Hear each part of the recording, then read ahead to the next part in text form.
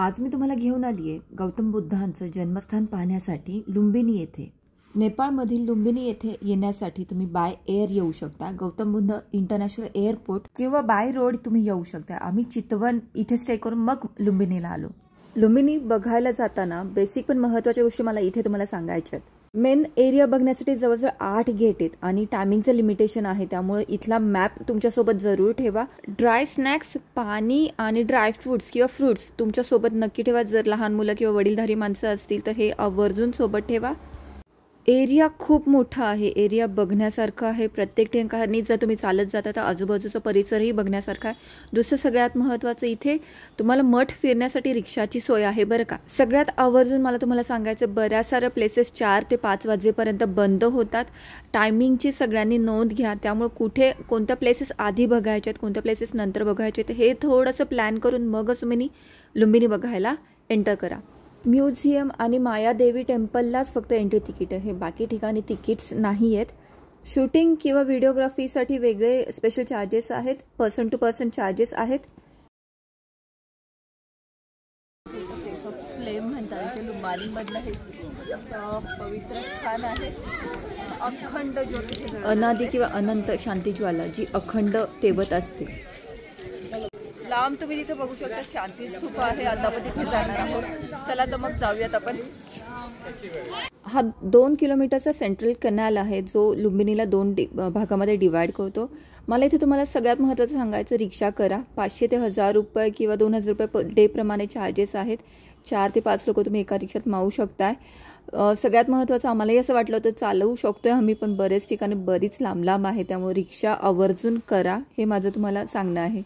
प्रत्येक देशाचं स्वतःचं प्रतिनिधित्व करणारं आणि बुद्ध कल्चरचा प्रचार आणि प्रसार करणारं इथे मठ आहेत। यालाच मॉनेस्टिक झोन असं म्हणतात। प्रत्येक देशाच्या नागरिकांसाठी इथे राहण्याची, जेवणाची, खाण्यापिण्याची व्यवस्था केली जाते।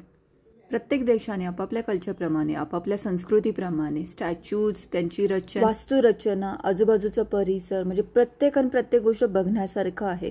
प्रत्येक देशाचा इतिहास किंवा त्यांची संस्कृती, त्या प्रतिकृतीचं इथे दर्शन होतं। वास्तुरचनेवरनच आपल्याला लक्षात येतं की कोणत्या देशांचे मोनॅस्टिक झोन आहेत। प्रत्येक देशाचे सेवाधाम इथे आहेत। हे चायनाचं आहे जे आपण बघतोय। खूप सुंदर बुद्धांच्या मूर्ती आहेत इथे, बघण्यासारखं आहे लुंबिनी। बौद्ध संस्कृतीची प्रतिकात्मक झलक इथे प्रत्येक ठिकाणी अनुभवायला मिळते। चला तर मग आपण जाऊयात पुढे। आता आपण जाणार आहोत लद्दाखच्या मोनॅस्टिक झोनमध्ये, म्हणजे लद्दाख देशाने बांधलेलं मठ।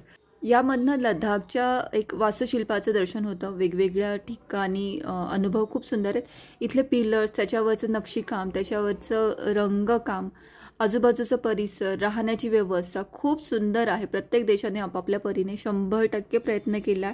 बुद्ध कल्चरचा प्रचार आणि प्रसार करण्यासाठीचं उत्तम उदाहरण आहे इथले मोनॅस्टिक झोन्स।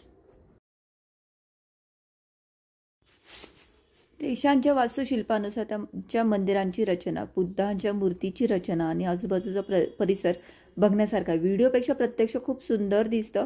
अक्षरशः म्हणजे वास्तुशिल्पाचे उत्तम उदाहरण आहे। रिक्षा प्रत्येक मोनॅस्टिक झोनच्या गेटपर्यंत जाते, तिथनं आतमध्ये आपल्याला चालत जावं लागतं आणि तुम्ही आजूबाजूचा परिसर फिरून परत रिक्षामध्ये यायचं। तर मग आपण पुढच्या प्लेसला भेट देतो। असं करत करत परिसर खूप मोठा आहे।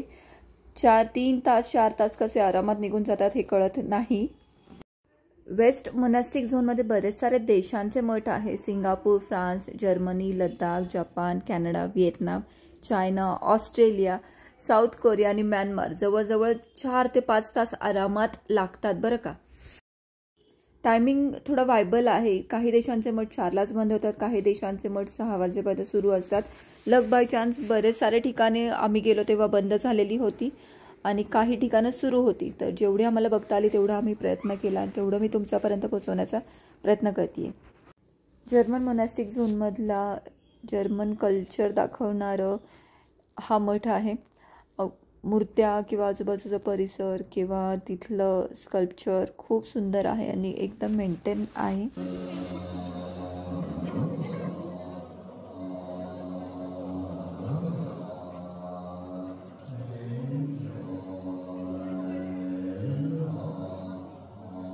ईस्ट मोनॅस्टिक झोनमध्ये Thailand, Sri Lanka, Nepal, China, German, Austrian, लुंबानी museum आणि बरेच सारे कंट्रीजचे कामं चालू आहेत. अजून पण तिथे कन्स्ट्रक्शन चालू आहेत. तर तुम्ही ईस्ट झोन पण अगदी व्यवस्थित बघू शकता.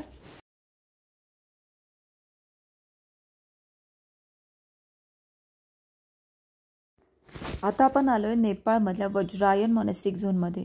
खूप सुंदर, म्हणजे मला स्वतःला पर्सनली खूप आवडलं. लाकडी स्ट्रक्चर असलेलं पुरातन वास्तूचं उत्तम उदाहरण इथे आहे. नेपाळच्या संस्कृती आणि वास्तुरचनेप्रमाणेच इथल्या मठाची रचना आहे बरं का.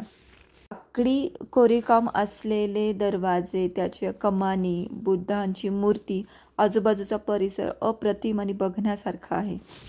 शांत, सुंदर, अप्रतिम स्वच्छता आणि एवढं सुंदर वास्तुकल्चर, म्हणजे फोटोग्राफी, व्हिडिओग्राफी कुणालाच आवडणार नाही, एवढं सुंदर आहे. म्युझियमचं टाईम लिमिटेशन असल्यामुळे आम्हाला ते बघता नाही आलं, पण तुम्ही 4च्या आधी आला तर लुंबानीचं म्युझियम नक्की बघा.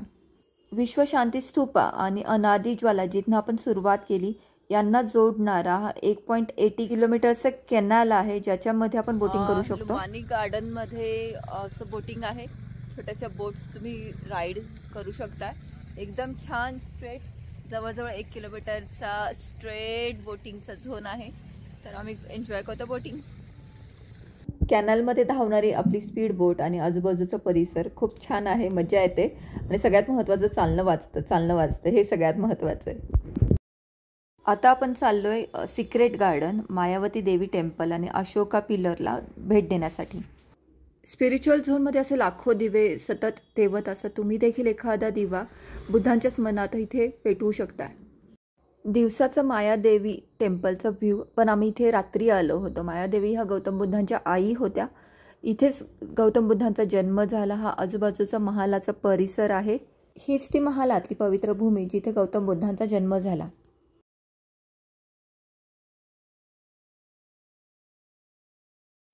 युनेस्कोनी वर्ल्ड हेरिटेज साईट म्हणून डिक्लेअर केलेलं लुंबानीचं हे मायावती देवी टेम्पलचं परिसर आणि सिक्रेट गार्डन, अप्रतिम शांतता, तो स्पिरिच्युअल ओरा आणि तिथलं एक म्हणू शकतो की पॉझिटिव्ह व्हायब्रेशन जाणवतात बरं का.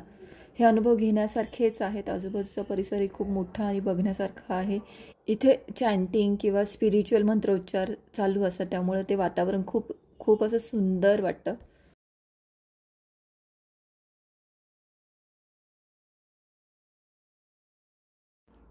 हाच तो लुंबानीमधील सिक्रेट गार्डनमधील पवित्र बोधी ट्री, जिथे गौतम बुद्धांनी स्वतः बराच काळ वास्तव्य केलं.